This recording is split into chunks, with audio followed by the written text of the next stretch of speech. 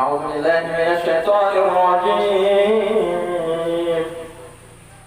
بسم الله الرحمن الرحيم.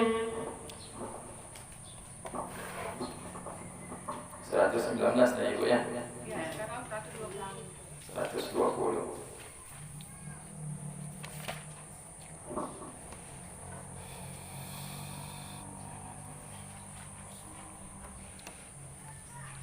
يعدهم ويمنيهم وما يعدهم الشيطان إلا غرورا أولئك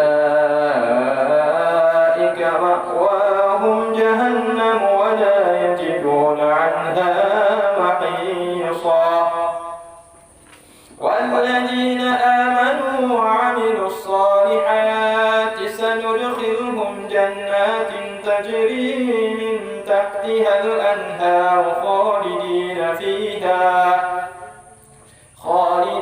فيها أبدا وعلى الله حقا ومن أصدق من الله قيلا.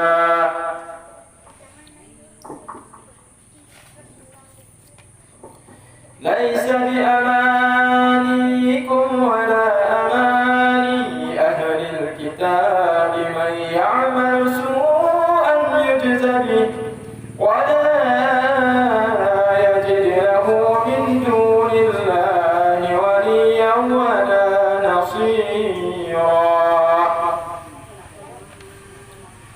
أعوذ بالله من الشيطان الرجيم. بسم الله الرحمن الرحيم. Alhamdulillah wassalatu wassalamu ala Rasulillah wa ala alihi wa ashabihi ajma'in. Amma ba'du. Rabbi shrah li sadri wa yassir li amri wa hlul 'uqdatam min lisani yafqahu qawli. Assalamualaikum warahmatullahi wabarakatuh. Semoga keselamatan, rahmat dan kasih sayang Allah senantiasa dilimpahkan oleh Allah Ta'ala pada ibu-ibu sekalian. Amin ya rabbal alamin.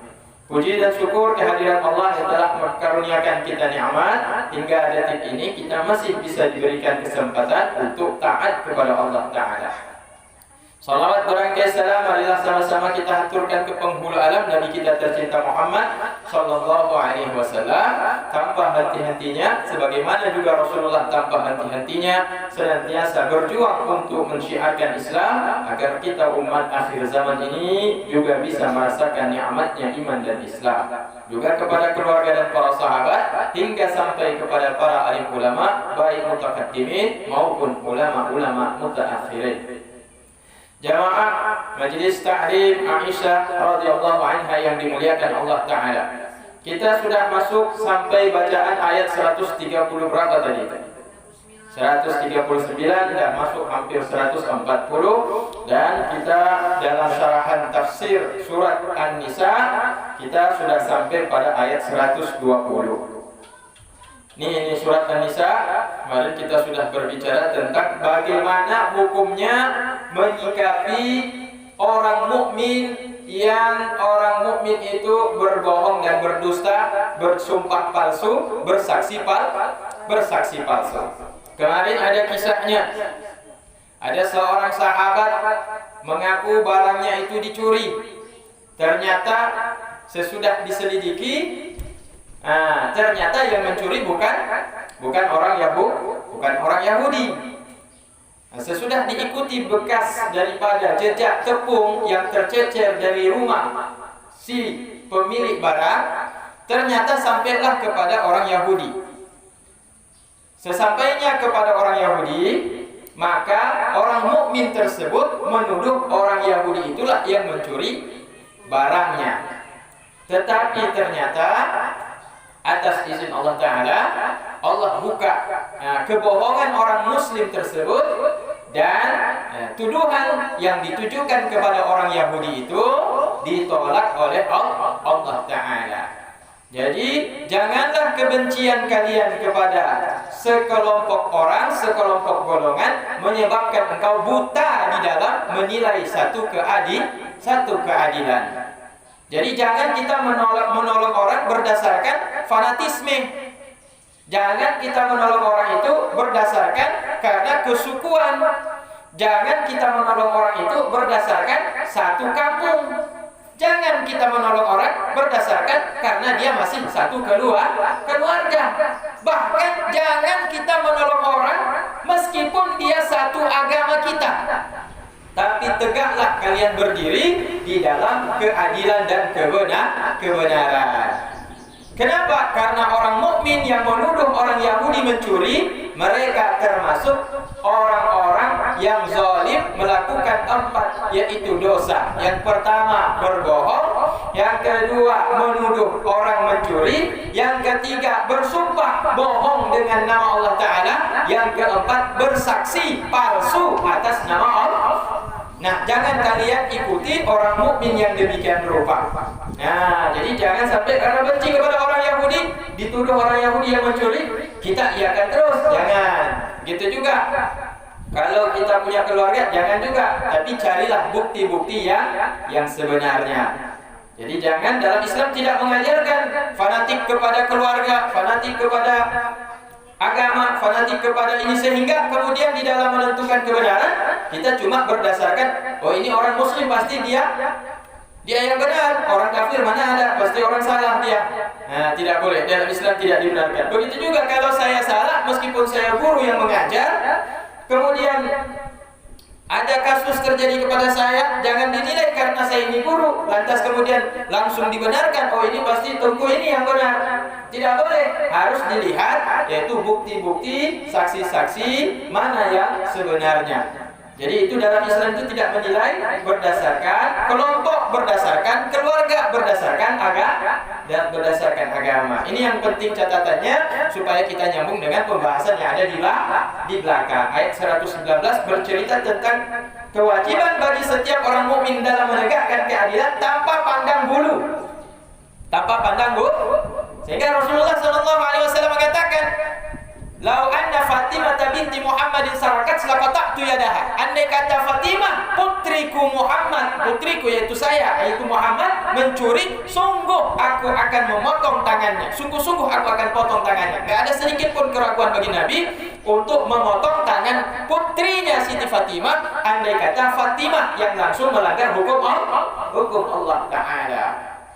Jadi dalam Islam itu tegas Ibu ya. Islam itu tidak ada bela-bela kampung, tidak ada bela-bela negara, tidak ada bela-bela agama, tidak ada bela-bela. Kalau yang dibela itu sah, kalau yang dibela itu benar, wajib hukumnya untuk dibela mati-matian. Nah, itu pula dalam Islam. Kalau benar harus dibela, kalau salah jangan dibela. Meskipun anak sendiri, meskipun suami, meskipun istri, meskipun kerabat, meskipun satu kampung, meskipun satu agama. Jadi kita harus mengakui kebenaran yang ada pada pihak orang yang bukan satu golongan dengan kita. Ustaz, misalnya yang mencuri itu dipotong tangan, habis dipotong itu diobatin. Ya dipotong, habis dipotong berarti diobatin Ibu. Diobatin. Kalau sudah dipotong berarti kan kewajiban dalam Islam itu hanya memenggal tangan. Kalau sudah memenggal tangan jangan kemudian dibiarkan sampai dia habis darah, dehidrasi, mati. Nah itu salah yang memotong nanti. Yang memotong kena hukuman karena tidak bertanggung jawab dalam perkaranya. Yang diwajibkan situ potong tangan, bukan cabut nyawa. Maka harus wajib diobati. Jadi WH itu harus siap dengan dokter-dokter spesialis itu.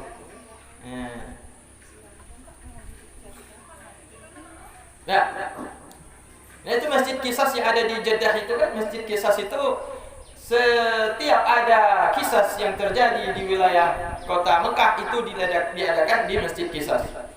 Masjid Qisas itu kalau udah selesai sore ini tempat orang nongkrong karena pinggir laut Jeddah, cantik kali pemandangannya. Tapi kita tidak merasakan di situ selalu ada terjadi kisah di situ, pemenggalan kepala, potong tangan. Karena kenapa? Begitu selesai dipenggal kepalanya, dibungkus, kemudian dikafankan, langsung dikasih bersih, disemprot minyak wangi, harum lagi. Jadi tidak ada nuansa seram di situ. Tidak ada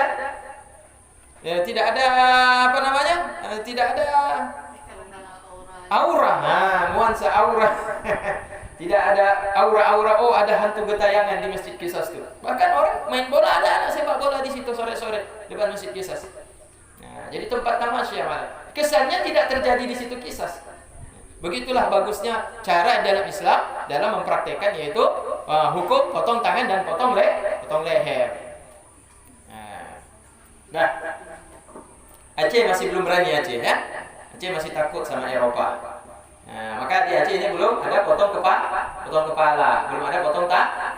Kalau potong tangan satu kanan, udah selesai mencuri lagi, tangan kiri, udah selesai tangan kanan, udah selesai tangan kiri. Nah, jadi potong semuanya, artinya nggak bisa jalan, nggak bisa pegang-pegang apa-apa. Bagaimana mencuri?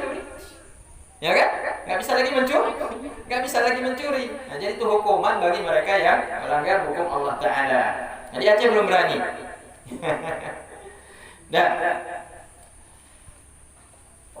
ulaika ma'wahum jahannam wa la yajiduna 'anha mahisa. Betul itu Ibu?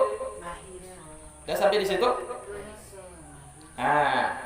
Ulaika ma'wahum jahannam, bermula mereka itu tempatnya mereka, tempat kembali mereka itu adalah neraka jahannam. Neraka jahannam pernah tengok Ibu? Pernah tengok enggak? Mau nengok enggak? Mau coba tidak? Neraka jahannam itu ternyata dia berada di bawah dasar neraka. Ternyata dia berbentuk taring gigi seperti taring hewan buas Ibu, yang siap untuk mengunyah orang yang dilemparkan ke dalamnya. Jadi itu semacam hewan juga, kayak apa namanya? Neraka itu seperti makhluk hidup juga. Api neraka, tapi di dalamnya itu ada api, ada cambuk, ada segala macam alat-alat penganiayaan, penyiksaan. Tetapi kalau dilihat itu apa namanya? Kalau diceritakan dalam hadis itu, dilihatnya itu dia berbentuk seperti mulut binatang buas ketika dilemparkan ke dalamnya tuh. Nah, seperti mulut harimau, seperti mulut apa? Ya, mulut harimau tuh. Dilemparkan ke dalam, sampai ke dalam di asapnya ada lagi macam-macam di dalam. Ulaika ma'wahum jahannam wa la yajiduna 'anha mahisa. Mereka adalah tempat mereka kembali adalah neraka jahanam, dan tidaklah mendapatkan oleh mereka dari isi yang ada dalam neraka jahanam, yaitu keadilan, yaitu tempat yang menyejukkan. Nah, tempat lari tidak ada, tempat menyelamatkan diri tidak ada. Kalau sudah masuk di dalam neraka jahanam, maka tenggelamlah dia selama-lamanya di dalam neraka jahanam. Walladzina amanu wa 'amilus solihati sanudkhiluhum jannatin tajri min tahtihal anhar. Sedangkan orang-orang yang beriman dan beramal soleh, kami akan masukkan mereka ke dalam berbagai macam surga yang mengalir di bawahnya, yaitu air-air sungai, dalam keadaan mereka kekal selama-lamanya di dalam surga, sebagai bentuk yaitu pelaksanaan daripada janji Allah Ta'ala yang sebenar-benarnya. Jadi orang beramal soleh, orang beriman beramal soleh, sebagaimana janji Allah Ta'ala terhadap mereka untuk masukkan ke dalam surga, maka sungguh mereka akan ditepati janjinya untuk dimasukkan ke dalam surga yang air sungai mengalir di bawahnya, dan mereka hidup kekal selama-lamanya di dalam, yaitu dalam surga. Wa man asdaqu minallahi qila. Tidak ada satupun yang lebih benar daripada Allah Ta'ala, yaitu jenis ucapan. Tidak ada ucapan yang lebih bisa kita tepati dan kita benarkan dan kita percayai melebihi daripada ucapannya Allah Subhanahu wa Ta'ala. Jadi kalau ucapan suami, mungkin saja ada suami yang bohong. Sekali-sekali ada bohong juga kan? Nah, ucapan istri juga mungkin ada yang bohong. Sekali-sekali juga mungkin istri ada berbohong. Begitu juga ucapan orang lain. Tapi kalau ucapan Allah Ta'ala, sedikit pun tidak ada yang meleset dari yang diucapkan oleh Allah Ta'ala. Laisa bi amanikum wala amani ya ahlil kitab. Wa man ya'mal su'an yujza bihi wa la yajid lahu min dunillahi waliyyan wa la nasira. Tidaklah menjadi harapan kalian dan bukanlah menjadi harapan daripada ahli kitab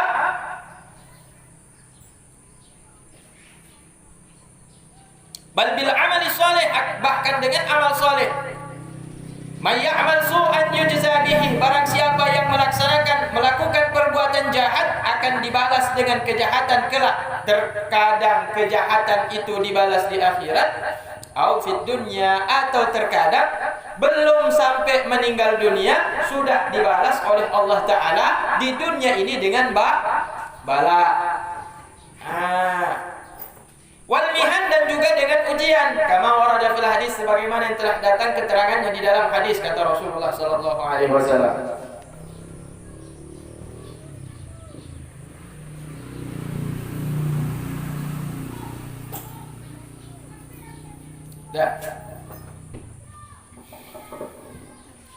Wala yajid lahu min dunillahi waliya wala nasira, dan tidaklah mendapatkan baginya orang selain daripada Allah Ta'ala sebagai wali yang menjaga dirinya daripada ancaman dan mara bahaya tersebut. Wala nasira, dan tidak ada juga dia akan mendapati selain daripada Allah Ta'ala yang mampu menolongnya, mencegahnya daripada bala dan ujian yang Allah timpakan kepadanya, baik di dunia maupun di akhirat. Nah, jadi tidak ada satupun di antara laisa bi amaniyikum wala amaniya ahlil kitab, tidaklah menjadi angan-angan impian baik di kalangan ahli kitab maupun daripada kaum muslimin bahwa kejahatan mereka akan dibalas oleh Allah Ta'ala. Jadi kita kan walaupun orang mukmin, yang kita harapkan kalaupun kita melakukan maksiat, yang kita harapkan kan maksiat kita diampunkan oleh Allah. Ada enggak orang mukmin kemudian ketika dia berbuat dosa, kemudian dia berkata kepada Allah Ta'ala dalam doanya, ya Allah, balaslah kesalahan saya ya Allah. Ya Allah, saya sudah mencuri. Ya Allah, balaslah perbuatan mencuri saya ya Allah. Ya Allah, saya sudah mengkhianati atau mencaci maki atau menyakiti orang. Ya Allah, balaslah perbuatan zalim saya ini ya Allah. Tidak ada. Yang ada ucapan seorang mukmin itu adalah, ya Allah Ta'ala, ampunkanlah kesalahanku. Janganlah engkau balas karena hamba tidak akan mampu menanggung balasanmu ya Allah Ta'ala. Jangankan orang kafir, kita pun tidak mau kalau perbuatan dosa kita ini dibalas oleh Allah. Padahal sudah pasti Allah katakan, "May ya'mal su'an yujza bihi." Orang yang melakukan kejahatan pasti akan dibalas dengan kejahatan yang sudah dia lakukan tersebut, baik ketika di akhirat maupun disegerakan ketika masih dia hidup di dunia. Bagaimana segera di dunia? Yaitu diberikan bala kepada dirinya atau diberikan ujian yang berat. Jadi kalau kita ada melakukan maksiat kepada Allah Ta'ala, enggak taubat minta ampun kepada Allah Ta'ala, kemudian kita ditimpa dengan musibah, ingatlah bahwa itu adalah balasan yang sudah Allah bayar cash, belum di dunia, belum di akhirat. Di dunia sudah diberikan, yaitu balasannya. Jadi kadang-kadang kalau kita tidak sadar, ya maka akhirnya kita terbawa terus dalam berbuat maksiat. Maka ditegur oleh Allah Ta'ala dengan ujian agar ingat bahwa apa yang kita lakukan itu tidak diridhoi oleh Allah, tidak diridhoi oleh Allah Ta'ala. Jadi ujian itu untuk Allah Ta'ala ingatkan kita pada hakikatnya. Wala yajid lahu min dunillahi waliya wala nasira, dan ketika dia diberikan ujian tersebut, dia tidak akan mendapatkan penolong selain daripada Allah Ta'ala, baik penolong maupun yang menjaga dirinya. Wa may ya'mal minas salihati min dzakarin aw untha wa huwa mu'minun fa ulaika yadkhuluna al-jannata wa la yuzlamuna nafira. Barang siapa yang melakukan sesuatu di antara amal-amal soleh, baik di kalangan kaum mukmin yang laki-laki, zakarin au unsa, atau yang wanita, sedangkan dia melakukannya dalam keadaan beriman kepada Allah Ta'ala wa huwa mu'min, fa ulaika yadkhuluna al-jannata wa la yuzlamuna nakira. Maka mereka itulah orang-orang yang berbuat amal soleh di kalangan laki-laki dan wanita dalam keadaan yakin beriman kepada Allah Ta'ala. Itulah mereka yang masuk ke dalam surga, dan sedikit pun mereka tidak akan pernah dianiaya oleh Allah Subhanahu wa Ta'ala. Jadi sedikit pun tidak akan dianiaya. Artinya sekecil apapun amal soleh kita akan tetap dibalas oleh Allah Ta'ala. Jadi kalau saya pernah istilahnya saya menyelamatkan yaitu seekor ayam yang patah kakinya di jalan, kemudian saya ambil, kemudian saya taruh di pinggir jalan supaya jangan digilas sama mobil truk atau sama mobil yang lewat. Apakah amal seperti ini bernilai di sisi Allah Ta'ala, bernilai di sisi Allah Ta'ala amal seperti itu. Maka kalau ada perbuatan baik, kita baik kepada manusia ataupun kepada sesama makhluk yang bukan manusia, pasti akan kita dapati amal baik itu akan dibalas oleh Allah.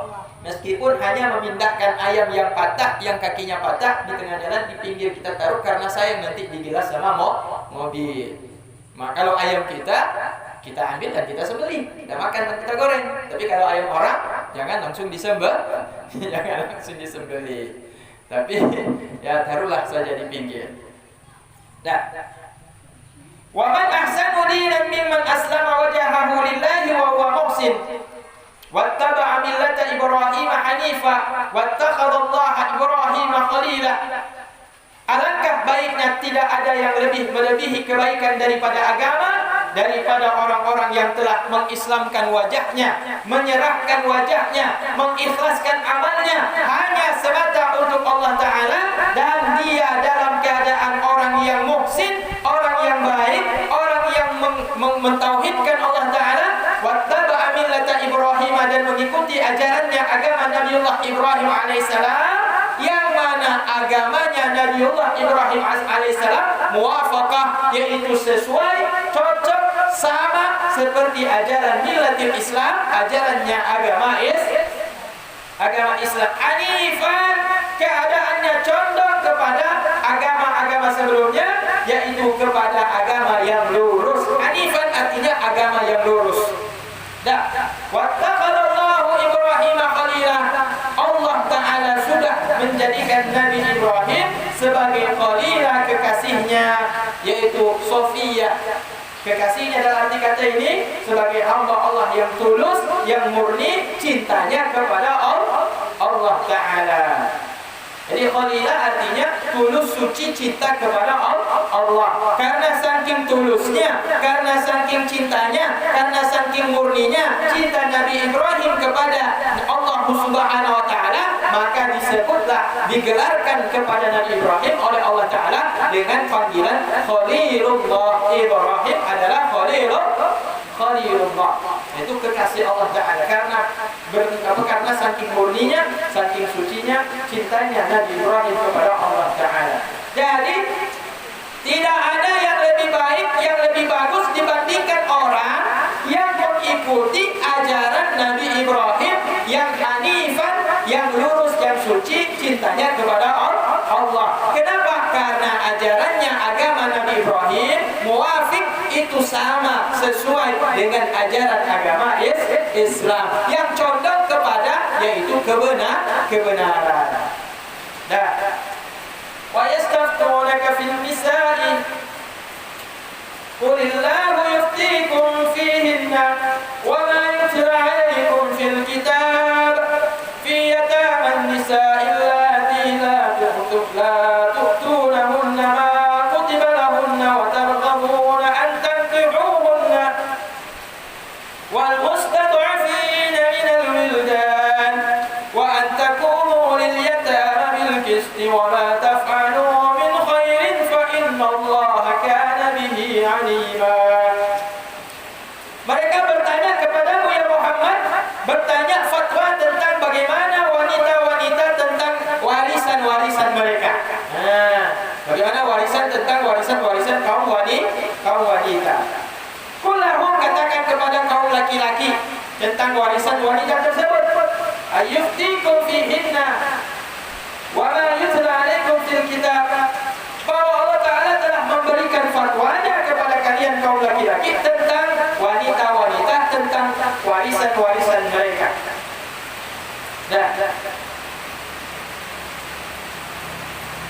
Yaitu berupa memberikan mas kawin. Jangan menyakiti wanita dan memberikan hak wanita daripada peninggalan, daripada harta warisan. Kalau pada zaman jahiliyah wanita-wanita tidak mendapatkan harta warisan. Kalau pada zaman jahiliyah wanita-wanita tidak diberikan mas kawin. Kalau pada zaman jahiliyah wanita-wanita itu dianiaya dan disakiti oleh kaum suami, oleh laki-laki. Jadi mas kawin dapat sekarang, hak-hak dan kehormatan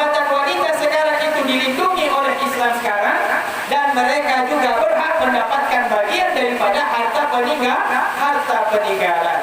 Jadi kalau masih ada orang kaum mukminin yang berkata wanita itu tidak memiliki hak untuk menerima harta warisan, maka mereka sudah menentang dengan Al-Qur'an. Ya. Wa ma yutla 'alaikum fil kitab. Katakan olehmu, ya Muhammad, kepada mereka yang bertanya tentang kaum wanita, Allah telah memberikan fatwa kepada kalian tentang wanita, dan apa-apa segala sesuatu yang telah dibacakan kepada kalian di dalam Al-Quran tentang ayat miras, yaitu ayat yang berkaitan dengan harta warisan. Allah juga telah menjelaskan kepada kalian tentang warisan tersebut. Nah, jadi kalau ibu meninggal suami, maka ibu akan mendapatkan harta warisan berapa, Ibu? Sudus, yaitu seperenam. Kalau seandainya ada, kalau tidak ada anak. Tapi kalau suami itu memiliki anak, maka fali ummihi tsumunu, maka bagi ibunya hanya mendapatkan seperdelapan daripada harta peninggalan, yaitu suami. Kalau uangnya banyak berarti. Nah, ya. Jadi kalau seandainya istrinya dua, berarti mereka bersekutu di dalam seperenam. Nah, kalau istrinya tiga, begitu juga bersekutu di dalam seperenam. Oh, bukan dapat istri pertama seperenam, istri kedua seperenam, istri ketiga seperenam, habis hartanya, anak nggak dapat apa-apa nanti. Kalau istri empat nanti, dibagi seperenam, salah juga. Habis hartanya nanti, yang lain tidak dapat bagi. Jadi mustarak mereka bersekutu di dalam seperenam. Kalau punya anak, maka bersekutu di dalam seperdelapan peninggalan daripada suami. Nah, allati la tutuhunna ma kutiba lahunna. Wanita-wanita yang tidak kalian berikan apa yang sudah menjadi kewajiban kalian laki-laki, semestinya kalian memberikan kepada mereka. Jadi Allah Ta'ala menegur laki-laki, suami, ayah yang mendapatkan warisan, sementara mereka tidak memberikan harta warisan hak kepada kaum wanita. Nah, wa targhabuna an tankihuhunna wa fil muslim wa targhabuna an tankihuhunna. Dan kalian wahai para wali laki-laki berkeinginan untuk menikahi mereka. Menikahi kaum wanita tersebut dengan maksud hanya semata-mata untuk mendapatkan harta warisan. Ini teguran kepada kaum laki-laki yang menikahi kaum wanita semata bertujuan untuk mendapatkan harta warisan. Jadi kalau seandainya ada seseorang laki-laki melihat seorang wanita yang ditinggal wafat oleh suaminya, kemudian dia berniat menikahinya, melamarnya dengan karena tergiur dengan harta peninggalan daripada si istri, maka ini berdosa dalam pandangan ajaran agama Islam. Maka ibu-ibu, kaum wanita pada umumnya jangan cepat terkecoh ketika ada orang yang ingin melamar ketika sudah meninggal suami. Terlebih kalau seorang ibu itu memiliki harta peninggalan yang banyak daripada yaitu mantan suami yang sudah meninggal dunia. Baik-baiklah dalam memilih calon yang datang untuk melamarnya untuk menjadi suami yang kedua atau suami yang ketiga. Siti Khadijah radhiyallahu anha, seorang wanita yang solehah, milioner, 2 kali menikah. Ketika menikah pertama dengan suami pertama, Siti Khadijah juga seorang pengusaha dan asal keturunannya juga yaitu orang bangsawan dan juga seorang pengusaha. Dasarnya memang Siti Khadijah itu orang yang kaya raya. Menikah dengan suami pertama, kaya juga suaminya. Meninggal suami yang pertama, udah Siti Khadijahnya kaya, ditinggal harta warisan suami pertama bertambah kaya. Lamar suami yang kedua, bagus tadi orangnya, meninggalkan juga harta, bertambah lagi harta peninggalan Siti Khadijah. Maka sesudah 2 kali menikah, Siti Khadijah kemudian lama tidak menikah. Nah, tapi bukan berarti tidak ada yang ingin menikah. Ramai yang ingin lamar, tapi banyak yang ditolak oleh Siti Khadijah sampai barulah datang pilihannya jatuh kepada Rasulullah Sallallahu Alaihi Wasallam karena pertimbangan akhlaknya Nabi kita Muhammad Sallallahu Alaihi Wasallam. Secara nasab Rasulullah memiliki nasab yang sangat mulia, terhormat, terpandang di kalangan bangsawan Arab pada masa itu. Dan secara harta, meskipun Rasulullah orangnya anak yatim piatu, akan tetapi Rasulullah tidaklah mengemis-mengemis. Rasulullah memiliki yaitu karakter. Beliau adalah orang yang berusaha sejak dari kecil hingga beliau dewasa. Beliau tidak pernah menjadi beban bagi yaitu ayahnya, ayah angkatnya ialah pamannya, yaitu Ali bin Sayyidina Abu Thalib. Jadi karena inilah Rasulullah kemudian dipilih menjadi suami daripada Siti Khadijah. Bukan karena semata Rasulullah ini kaya, tapi karena keluhuran budi pekerti akhlak daripada Rasulullah yang menarik simpati Siti Khadijah untuk melamar yaitu Rasulullah Sallallahu Alaihi Wasallam. Jadi ini ibu yang dimuliakan Allah Taala. Jadi kalau kita melihat ada suami yang ingin menikah dengan wanita yang sudah ditinggal, perhatikanlah baik-baik, selidikilah baik-baik apa maksud tujuan dia menikah. Kalau tujuan dia hanya ingin mendapatkan harta warisan, dia pertama sudah berdosa dan kita esoknya akan yaitu terancam. Mungkin dia punya niat tidak baik dengan kita. Dalam bergaul nanti akan dianiaya. Ya? Nah, والمستضعفين من الولدان وأن تقوموا لليتامى بالقسط وما تفعلوا من خير فإن الله كان به عليما. Mereka bertanya kepadamu tentang yaitu anak-anak kecil. Nah, di kalangan kaum mukmin pada zaman dahulu, ketika ada anak-anak kecil, berarti termasuk di sini anak yatim yang ditinggal wafat oleh ayahnya atau oleh ibunya. Ternyata anak yatim itu ditinggalkan harta warisan yang banyak. Kemudian dia katakan, ini akan saya rawat anak yatim ini, ponakan saya akan saya jaga. Tapi maksudnya bukan semata itu, tapi karena ingin mengharapkan harta warisan si anak yatim.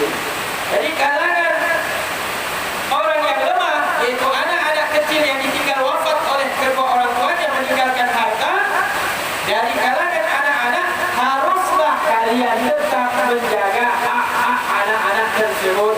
Jangan kalian sia-siakan dikarenakan kalian hanya berharap harta warisan mereka saja.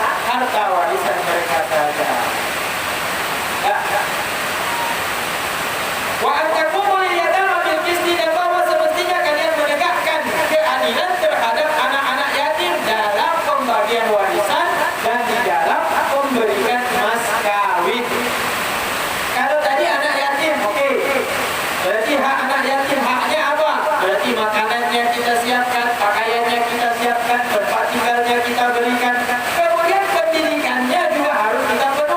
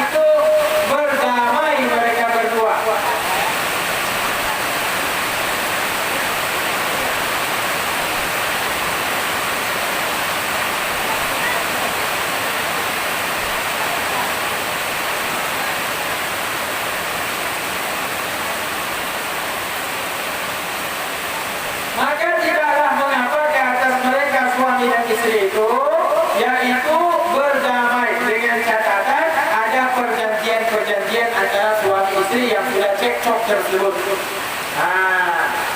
Biasanya kalau sudah berkelahi suami istri, ada bertengkar, yang satu minta kembali, yang satu tidak mau, maka dibuatlah syarat-syarat. Boleh bang? Atau boleh dek, kita damai, tapi dengan catatan ada syarat-syaratnya. Itu boleh dibuat demikian untuk supaya mereka tetap bisa rujuk kembali.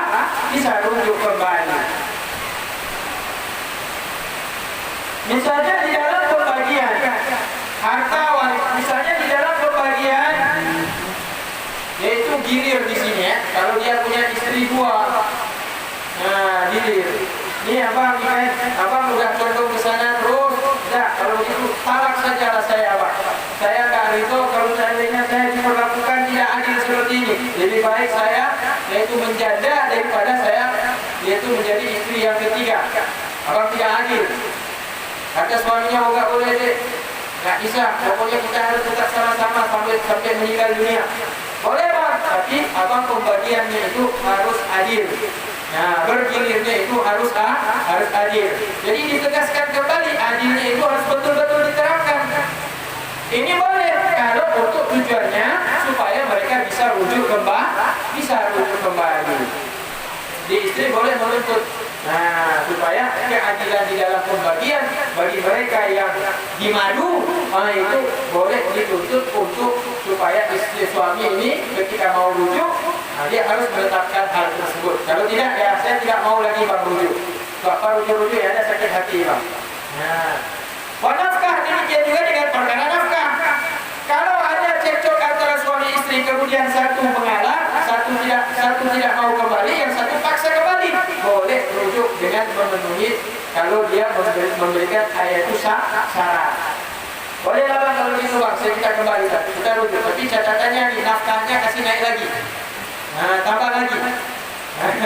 Satu hari cuma 50.000, sekarang 150 bang, bukan 100. Saya teraniaya selama ini bang. Abang kasih 50.000, padahal gaji abang banyak. Tapi pelit sama saya bang, royal sama kawan di warung kopi. Kalau sama kawan-kawan, abang itu 200.000 nggak ada nilai sama abang. Tapi kalau sama adik 50.000 tuh marah-marah juga. Kemana abang dikasih katanya? Akhirnya cekcok berkelahi, istri minta cerai. Ya, begitu minta cerai, suami takut kehilangan istri. Udah, boleh bang kembali lagi bang. Tapi saya punya yaitu syarat. Apa syaratnya? Naikkan nafkahnya. Jadi nafkahnya berapa? Kan kemarin abang 50.000, sekarang 150.000 tiap hari bang. Oh itu nggak apa-apa deh, abang usahakan.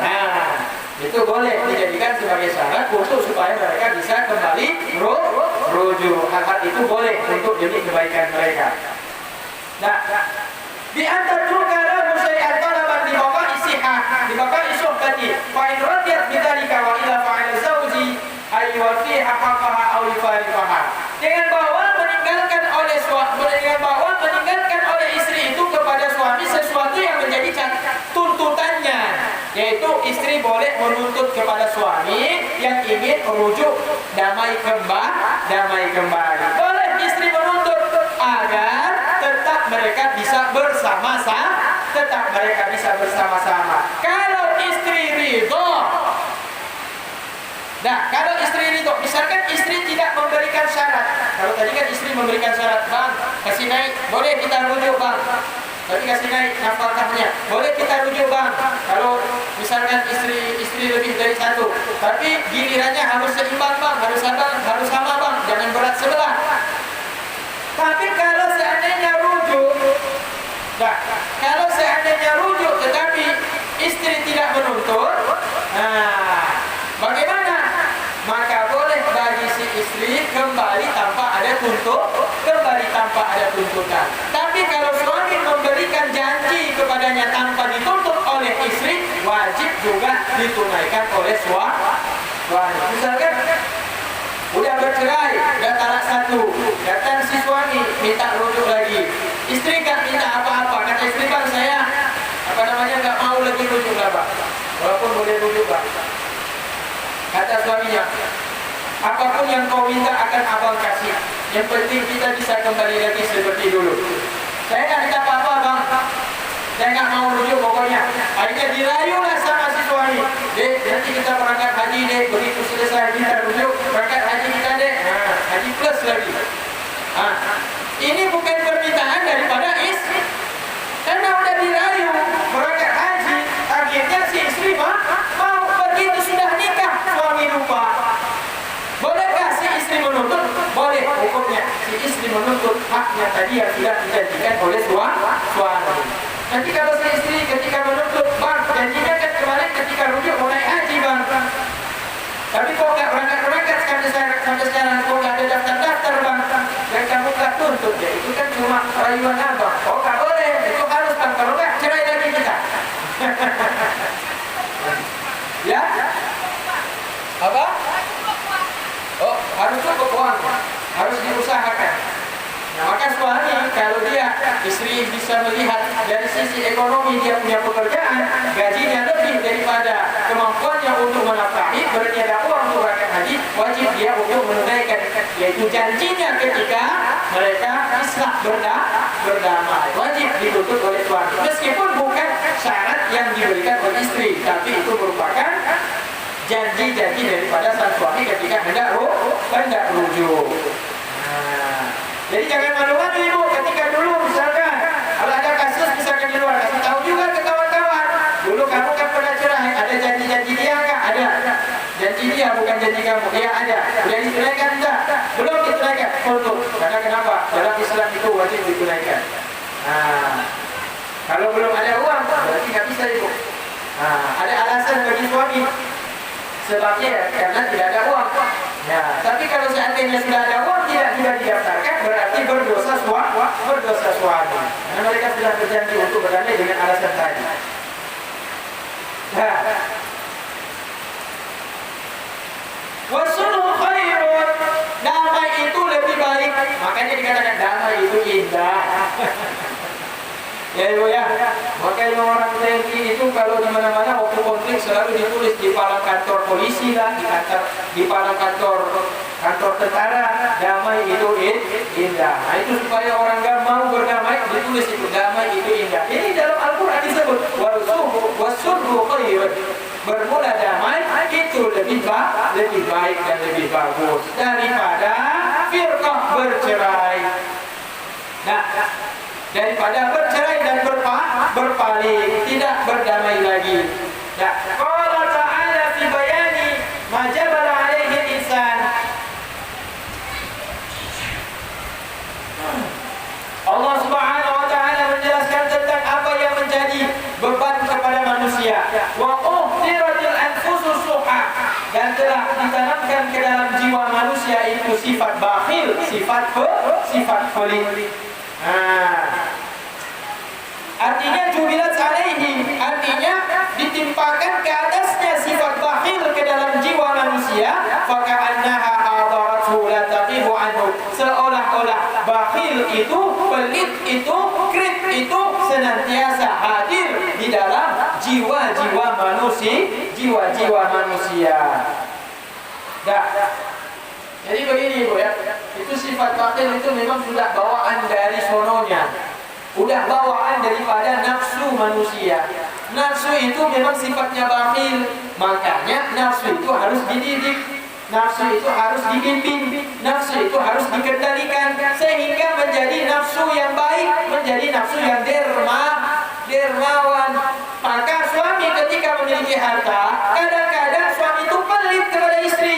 Karena kenapa? Karena dasarnya nafsu memang pelit. Itu ibu ya. Tapi kalau ada orang yang kita lihat suaminya itu baik kali dengan istrinya, baru dia perhatikan yaitu tetangga-tetangganya, maka itu suami sudah memiliki nafsu yang baik yang mampu dia kendalikan sehingga tidak menjadi nafsu yang seperti asal mulanya, yaitu bersifat dengan bakhil, krik.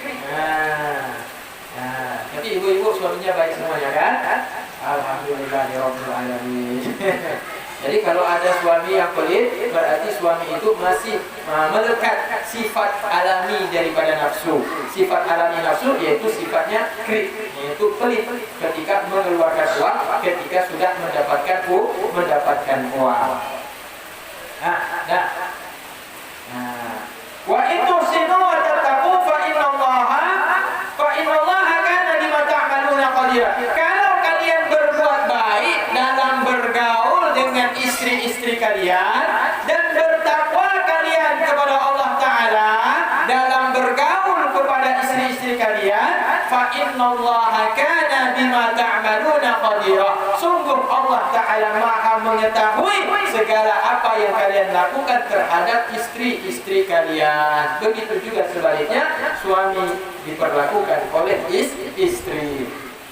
Jadi semestinya kita yaitu memperbanyak amal soleh dengan jangan cuma baik dengan tetangga, jangan cuma baik dengan kawan, tapi baik dengan yaitu kawan serumah, baik suami maupun istri, justru tidak baik. Semestinya kita lebih memperhatikan suami atau istri kita yang setiap hari membantu kita mengurusi anak-anak kita, mengurusi keluarga kita, lebih kita perhatikan dibandingkan yaitu kawan ataupun tetangga. Nah ini Ibu ya. Jadi kan bagus sekali dalam Islam kan. Sebelum kita berbuat baik kepada tetangga, kepada saudara, kepada kawan-kawan, yang paling pertama kita perbaiki pergaulan kita adalah dengan yaitu suami atau istri kita. Nah, jadi kata Nabi, kalau kalian ingin melihat suami yang paling baik, lihatlah bagaimana dia memperlakukan keluarganya. Kalau bagus dia memperlakukan istri dan anaknya, maka itulah orang yang paling baik dalam pandanganku, kata Nabi. Dan aku adalah orang yang terbaik dalam memperlakukan yaitu keluargaku, kata Nabi Muhammad. Jadi kalau kita ingin mencontoh mana yang baik, mencontoh Rasulullah, lihatlah bagaimana Rasulullah memperlakukan istri dan anak cucunya.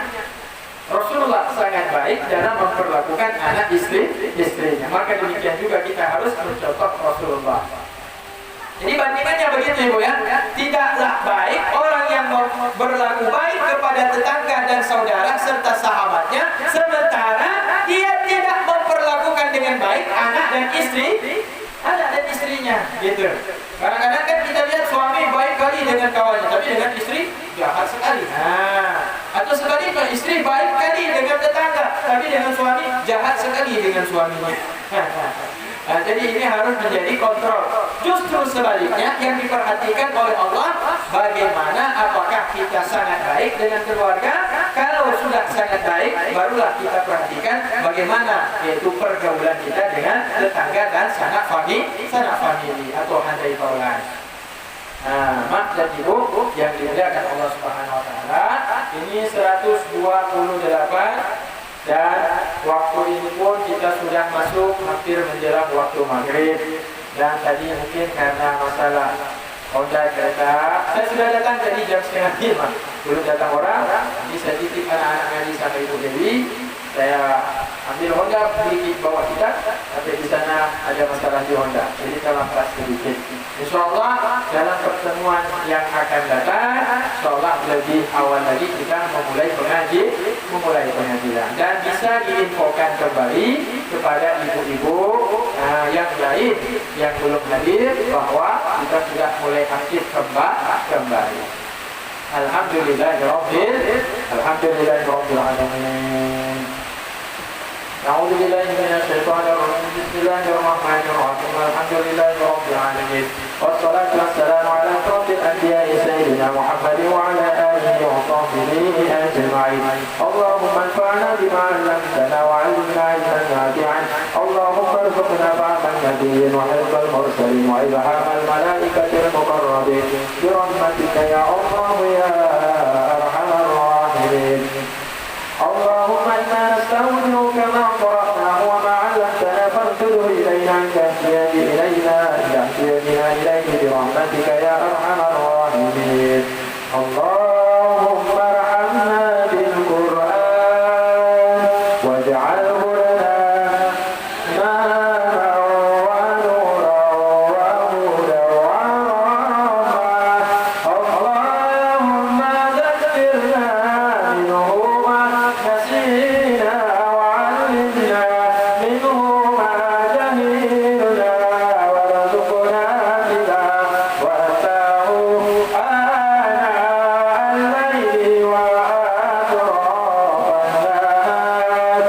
واجعله لنا حجة يا رب العالمين. ربنا تقبل منا وتب علينا إنك أنت التواب الرحيم. اللهم اغفر لنا ذنوبنا ولوالدينا وارحمهما كما ربيانا صغارا، ولجدتنا ولأمهاتنا ولإخواننا ولمشايخنا ولمن أحب وأحسن إلينا، ولجميع المسلمين والمسلمات والمؤمنين والمؤمنات الأحياء منهم والأموات برحمتك يا أرحم الراحمين يا أرحم الراحمين يا أرحم الراحمين. ربنا ظلمنا أنفسنا وإن لم تغفر لنا وترحمنا لنكونن من الخاسرين. ربنا آتنا في الدنيا حسنة وفي الآخرة حسنة وقنا عذاب النار. صلى الله على حبيبك المصطفى سيدنا محمد وعلى آله وصحبه وسلم. سبحان ربك رب العزة عما يصفون وسلام على المرسلين والحمد لله رب العالمين. الفاتحة. أعوذ بالله من الشيطان الرجيم.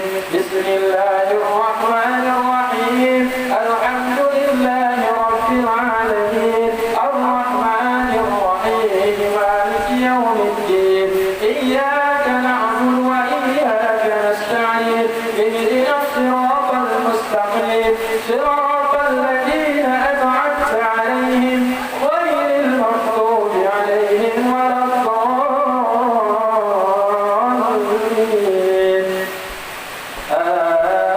آمين. بسم الله الرحمن الرحيم. آمين آمين يا رب العالمين. دعواهم فيها سبحانك اللهم وتحياتهم فيها السلام وآخر دعواهم أن الحمد لله رب العالمين.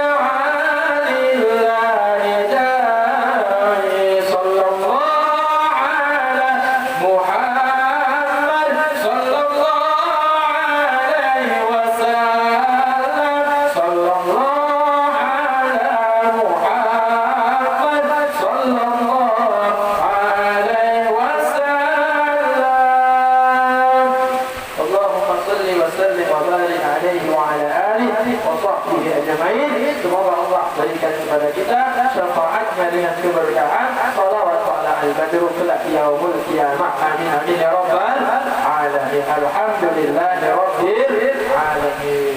Assalamualaikum